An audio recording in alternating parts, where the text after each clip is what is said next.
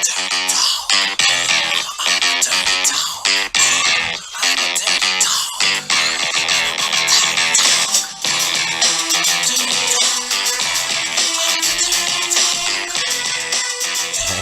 yeah, get ready for it.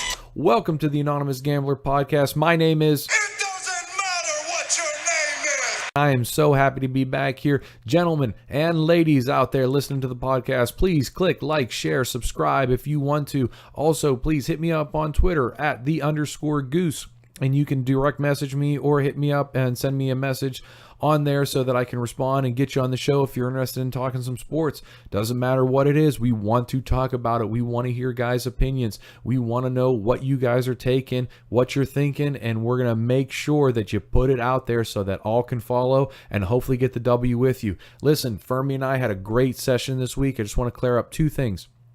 One, at the end of the podcast, we are going to have our Gambler on the Go segment. This is for the guys who don't want to listen to all the in-depth conversation that we have. If you just want to listen to our winners and just take them as picks, that's fantastic. Fast forward towards the end, you'll get it. You'll hear me kind of clarify what our picks are. Last week, we weren't necessarily overly clear in what we were taking all the way through at the end. I'll go over it. We're both sitting at 2-1. Fuhrmy had South Carolina, and he also had West Virginia as his top play, and then he missed on Washington. I had Texas Tech over. I missed on the Penn State first half, and then I didn't clarify it, but I did like that South Carolina, Coastal Carolina over, and I did take it. So let's get ready for the big weekend coming out to Las Vegas. We have the Week 2 Anonymous Gambler Podcast with our friend Fuhrmy. 3, 2, 1. Week 2 is here. I have got our Fun with Fuhrmy segment with the one and only Fuhrmy. Fuhrmy, how are we doing? Good, Goose. Glad to be back. Love having you. Listen, nothing but positive reviews from the first week, but the fact is that we got some things right, we got some things wrong, and there were some things that were out of our control. So I want to give you the floor here so that you can tell me what you thought you got right, what you thought you got wrong, and something that was kind of out of your control that just at the end of the day you just had no insight into because you just didn't see it coming. All right. So what went well or what I got right? I feel like I was pretty much spot on with the West Virginia over Tennessee analysis. So that was good. The other game I was sort of sitting on the edge of my seat, but it ended up being correct, was the South Carolina to cover the spread against Coastal. They came through and they looked pretty solid in winning fashion. My wrong pick of the week was definitely the Washington game. I thought they had a chance. They sort of blew two opportunities inside the 5 in the second half and walked away with no points. So a little bit of a slap in the face, but Auburn definitely was the winner there. How about you? You know, I talked with Rome's yesterday about how I just had a total misread on Penn State, and that's why I'm definitely going to look to potentially get some action on the over later, depending on how the day goes. I just don't trust their defense. I don't think Pitts was tested. I totally underplayed how consistent Appalachian State is. They just are, that's what happens when you run a very basic offense and a strong defense. Those guys are role players, and I did not respect them enough. My read on Texas Tech was accurate, in my opinion. Their defense, even though they had a bunch of returners coming back, returning starters, they're not that good. I'm sorry. I'm not trying to be a jerk. They got exposed on the first play of the game. They were exposed for a touchdown and just got blown up. Now, they're playing Lamar this week, but that's not going to show anything different. I think they're going to get smoked by Houston. And that's why I thought that over was right. I went back and listened to the actual podcast. I thought that I had taken personally the over in the South Carolina game, but I was definitely sweating that. I thought Coastal would have put a little bit more on the board than what they did, considering we talked about after the show how their head coach was back. But that one did go in my favor. But I played a couple small games on the side. But one thing that you and I are definitely going to do this week, and I talked about, for the guys who don't want all the analysis, we're going to do our Gambler on the Go segment. For the guys who just want the picks and they just want to hear them and they don't necessarily care about all the analysis. So for the guys that are wanting all the analysis, we're going to definitely do this throughout the entire podcast, but then at the end, Fuhrmy and I will definitely do a good recap of our picks so that guys know what's coming. And speaking of picks, you and I were just talking about this right before we got on. You have some interesting insight into this week too, and it doesn't sound like that you have any overreactions planned. So I know you got the big one with South Carolina on the board, but you have something that interests you before that game kicks off. What do we got going on, Fuhrmy? All right. So real quick, one stat from last week that I thought was very interesting. SEC went 13-1 straight up last week. Who was the only one to lose? Tennessee. Half of those games were sort of cupcakes, but at the same time, there were some quality wins in there too, with Tennessee obviously being the loser of the bunch. But Bama looked pretty convincing. Auburn obviously got a big win against a top 10 team, and LSU looked very good against Miami as well. Mm-hmm. So on to week 2. My pick of the week is Mississippi State less the points. Right now the line stands at 9, so that's my favorite this week. They're coming off a big win last week. They put up 63 last week, and I know it was against Stephen F. Austin, so not a big challenge, but they were without their starting quarterback, Nick Fitzgerald, who's really their best player as well. And they put up 618 yards in Joe Moorhead's first head coaching game at the helm at Mississippi State. So, as most of you guys know, he's coming off the role as Penn State's offensive coordinator, and they put up some serious numbers last year. And his team this year is very similar makeup. Talented running back, nowhere near Saquon, of course. Fitzgerald and Trace McSorley are comparable. I think they have a lot of similarities. Fitzgerald ran for over 1,000 last year, and they have 8 other starters with him returning, including 4 of the offensive linemen. So it's going to be a pretty potent offense, and I don't think Kansas State's going to be able to really stand up to their offense. So that's my big pick of the week. I like how the line opened at 7.5, and it's currently sitting at 9. It's actually dropped down to 8.5, actually. Oh, that's even better. Getting after it. That over/under is dropping. It's dropped about 2.5 points. It went down as far as 53. You're saying that that this new offense maybe will go a little faster, more plays, more yards, more opportunities. But are you more impressed with Mississippi State, or is there an equal amount of an unimpressed look on Kansas State with Bill Snyder and his consistency on that side?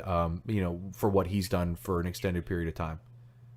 Yeah, I mean, it's sort of twofold, and that's a very good question.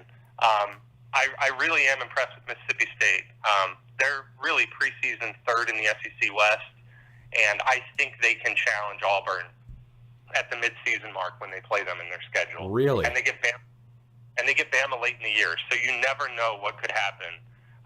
But I really feel good about their offense. On the Bill Snyder side he's been there 27 years, so he knows the campus pretty well, to say the least.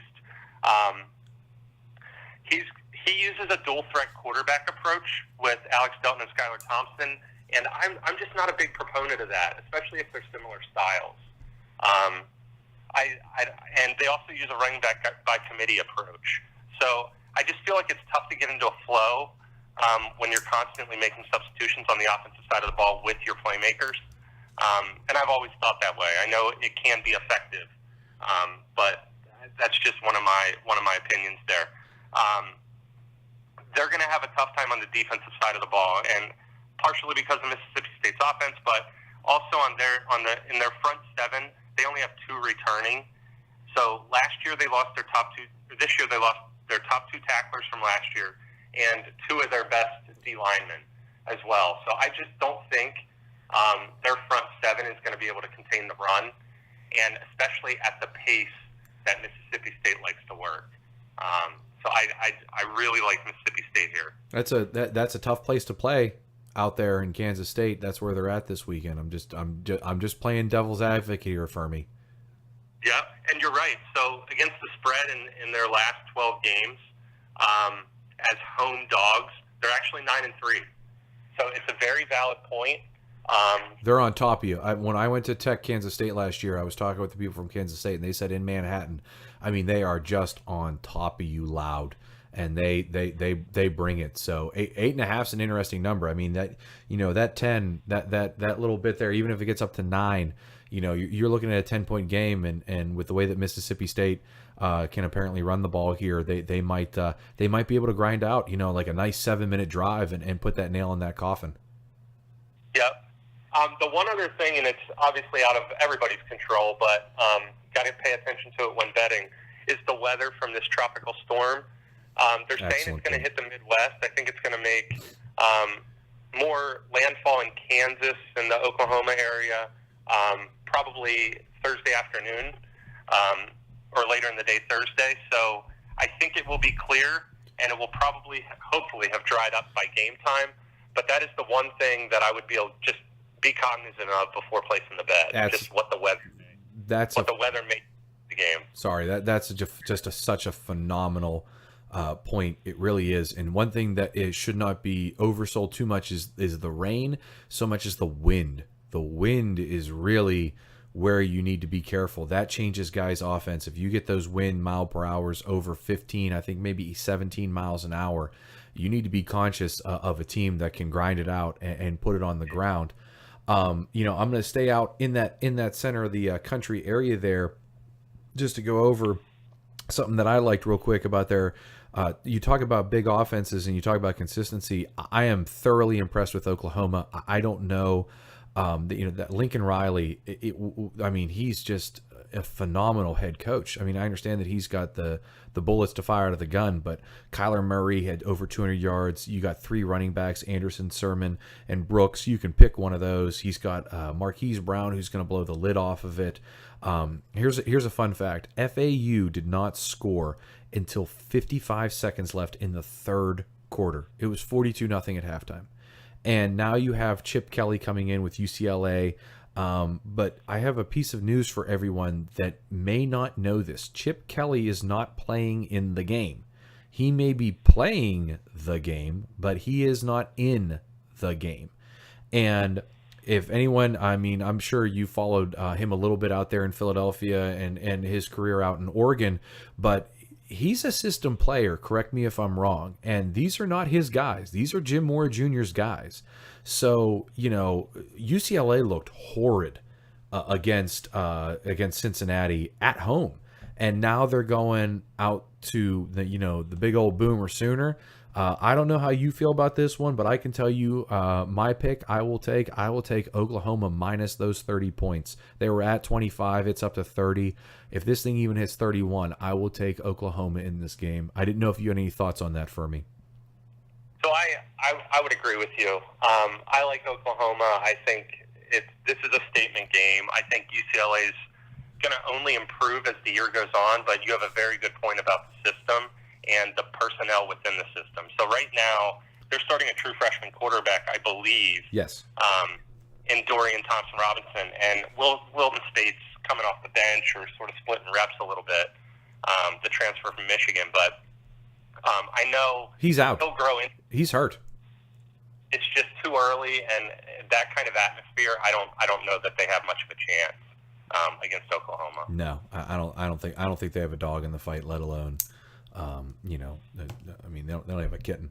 They're in trouble. As we transition here, speaking of trouble, and looking into it, there is a pretty ominous game that you like with potential playoff implications. Again, week 2, and you're getting right after it. Fuhrmy, tell us about the big one here coming up this week with one of the teams that you took big last week and hit on. Yep. So probably the game of the week in the SEC is Georgia minus 10 at South Carolina. Right now, the over-under's at 57. I think it opened around 53.5. So in this one, I actually like South Carolina again. I watched that entire Coastal Carolina, South Carolina game. Didn't get to see Georgia beat up on Austin Peay last week, but you sort of know what was going to happen there. So I like Carolina here with the points. I think the line's currently around 10.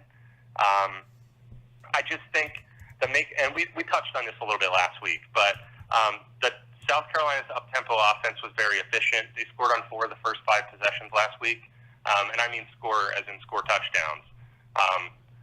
They didn't even go to a 4th down, I don't believe.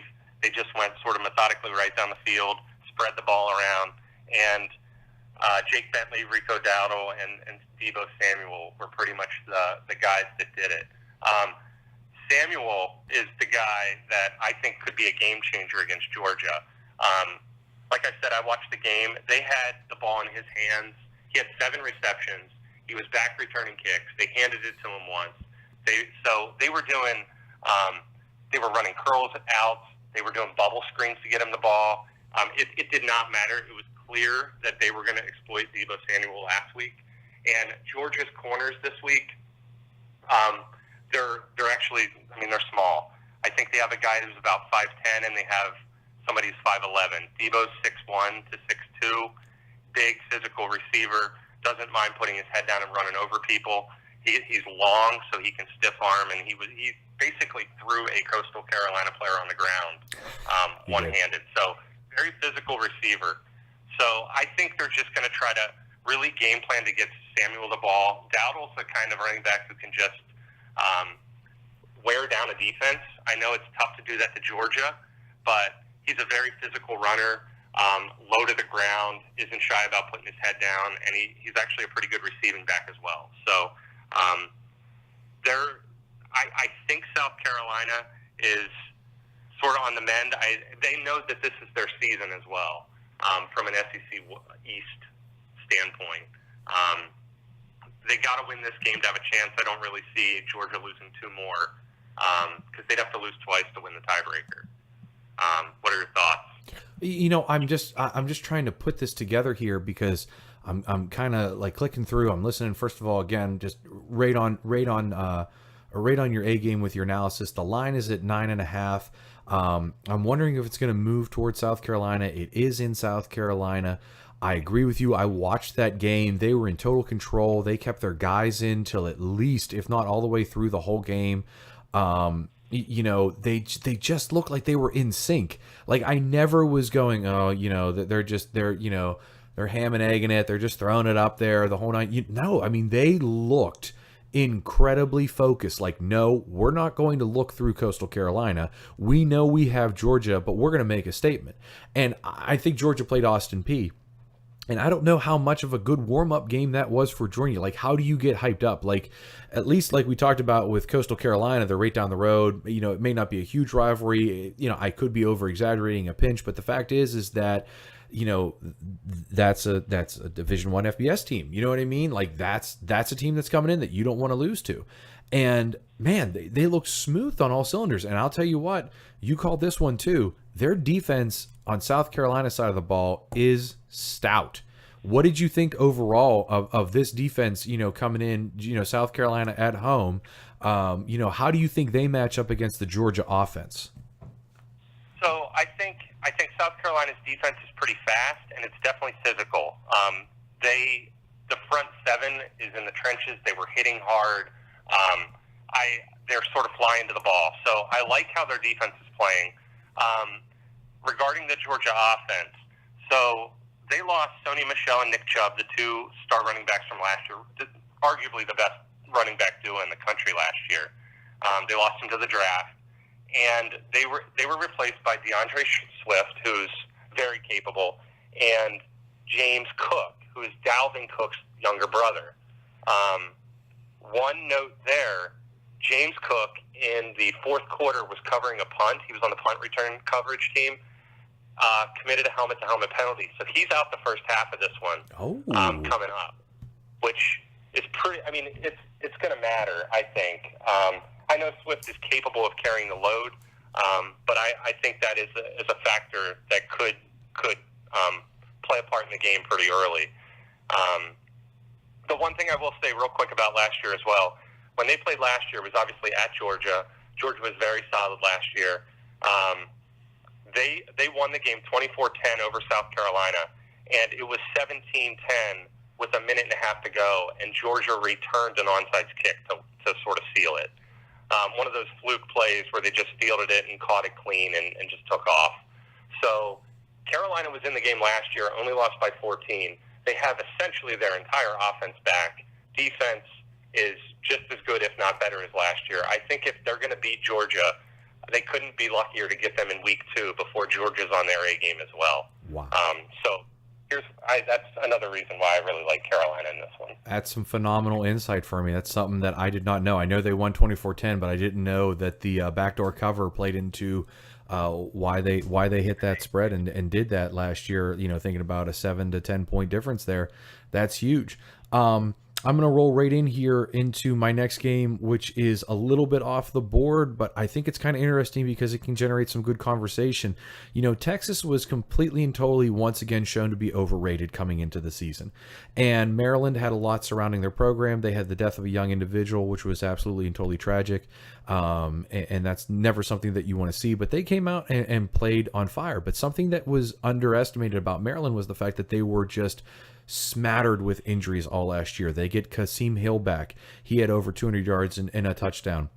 They went to a more simple offense, more of kind of a pro-style offense, but they were getting guys the ball. And something that I think that is a fun little tidbit, a stat for them, they had, what did I count, 7 punts in the game.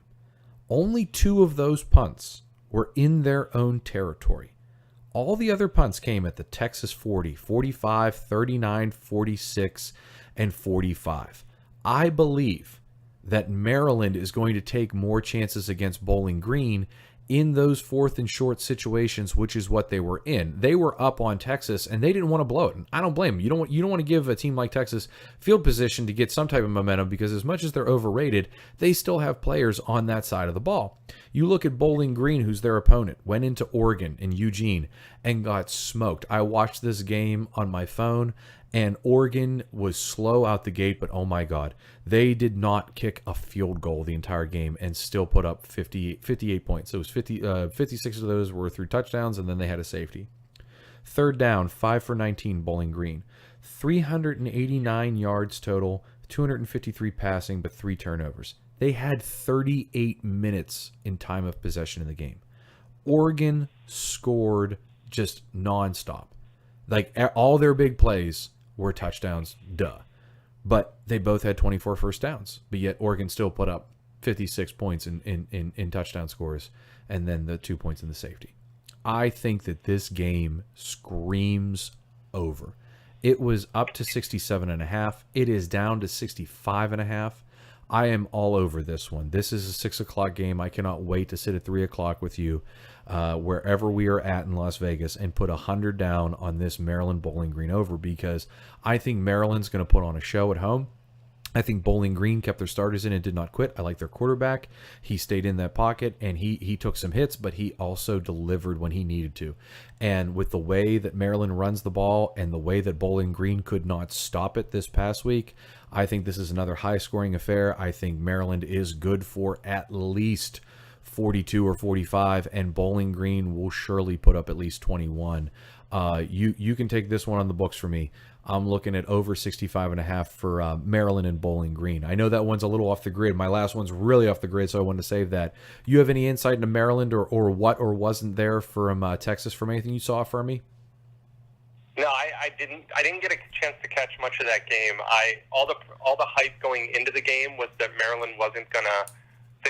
Everybody thought they were going to come out flat, and exactly the opposite happened. They looked good. I saw obviously some highlights watching other games, but I think they're a lot more explosive than people anticipated, and have a lot of big play potential. So absolutely, I like your pick. I just haven't done too much looking into it. Here's one little fun fact. Final: Deshaun Jones ran, caught, and passed for a touchdown in this game. Do not underestimate that young man. And with Kasim Hill at the helm and he's healthy, that kid can move as well. Speaking of a little off the grid, in homage to our trip out to the West Coast, you're looking at a West Coast team coming out to SEC country. Fuhrmy, talk to me what's going on for your final pick of the week here. All right, so my final pick of the week, I like Nevada getting 9 points at Vanderbilt. So Nevada put up 72 last week. They run an air raid offense, so they're going to sling it all over the place. I know it was against I think, Portland State last week, but they were up 30-19 at halftime, and then won the second half 42-0. So they can score in bunches. They're going to be a fun team to watch. They returned their quarterback who threw 25 touchdowns last year, and they added actually a pretty highly touted true freshman running back. So he's going to be a game changer. I know a lot of those highly touted folks and high recruits don't really go to those non-Power 5 schools. So he could be a dominant force. He led the team in carries last week, and again, he also threw a 73-yard touchdown. So they're going to do some fun stuff. They're going to be a lot of fun to watch. So I like Nevada in this one. Vandy just doesn't strike me as anything explosive. You know, they're efficient, if you will. They were last week, at least. They beat Middle Tennessee State 35-7 and got this season off with a win. But they do a running back by committee. They have three guys who evenly split carries. Kyle Shermer's their quarterback. He only attempted 17 passes last week. If I remember correctly, he does have a pretty big arm, but sort of streaky. They really don't get him into a rhythm throwing the ball. It's more of a run-first team. So Nevada's style, I think they're going to speed up the game. And if they can get a couple stops early, I think Nevada is going to turn the game into a much faster-paced game, which obviously lends to their strengths. They put up 70 this past week, and I understand that I think it was against like Portland State or someone. You know, did they?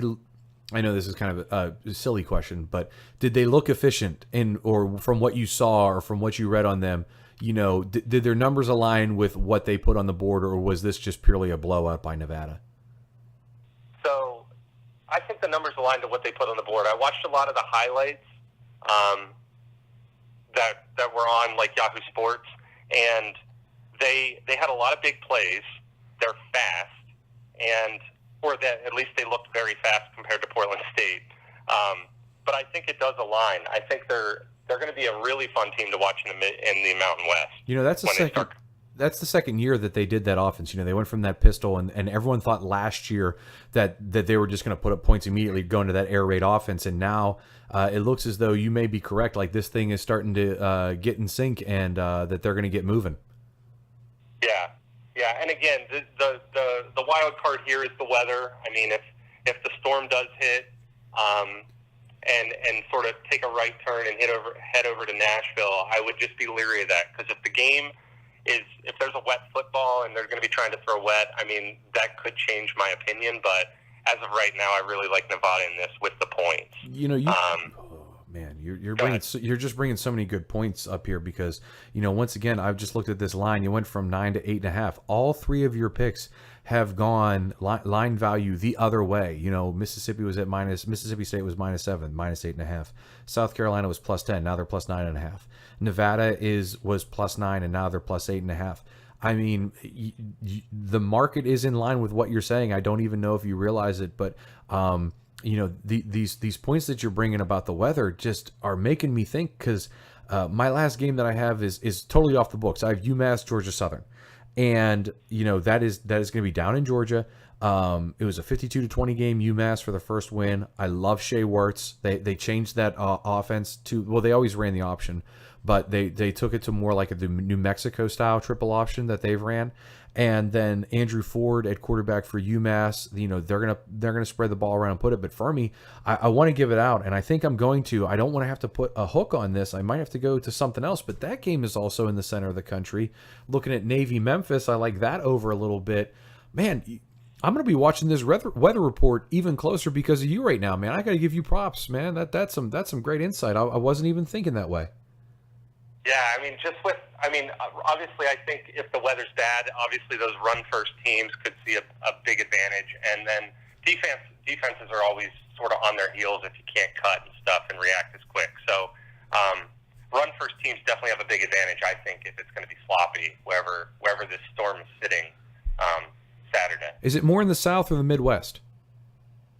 I think it's going to hit landfall and sort of go into the Midwest, and then I don't know what it's going to do when it gets truly in the Midwest, like north of like Oklahoma, into like the Missouri and Iowa range and that kind of stuff. Okay. I don't know if it's going to keep going north or if it's going to turn east. And I also don't know where it will be by Saturday, of course. I'm gonna stick with my pick. I'm gonna keep that UMass Georgia Southern over 63. Let's do this for the gambler on the go here, Fuhrmy, before we wrap up here. I have your 3 picks as Mississippi State -8.5, South Carolina +9.5, Nevada +8.5, and then I have Oklahoma -30, Maryland Bowling Green over 65.5, and Georgia Southern and UMass over 63. Any general picks you're going to put out there, not on the books. Those are our 3 on the books for me. Those are the ones that count. But anything else that may have crossed your board this week that you might be thinking about playing if you catch a little bit of fire here on your first 3? So I just sort of on a whim, I like Ohio State against Rutgers. I think they cover. Interim head coach filled it up last week against a Power 5 school. I know it was Oregon State, but similar matchup this week against Rutgers. So I think they could put up 50 plus and cover that. And the other one was, of course, we should just spend 30 seconds talking about Penn State Pitt just because of where we're headed and who's with us. I actually like Penn State in this one. I think the line's, what's the line down to now? It was at 9. Okay. I think Penn State is going to bounce back. I don't think their defense looked as bad as people are saying, I definitely think they looked a little flat, but I don't think it was any major reason for concern. So I would take Penn State to cover with the line where it is right now. I could tell you if I hit those 3, or at least 2 out of 3, I'm definitely taking that over 56. I just have to disagree with you.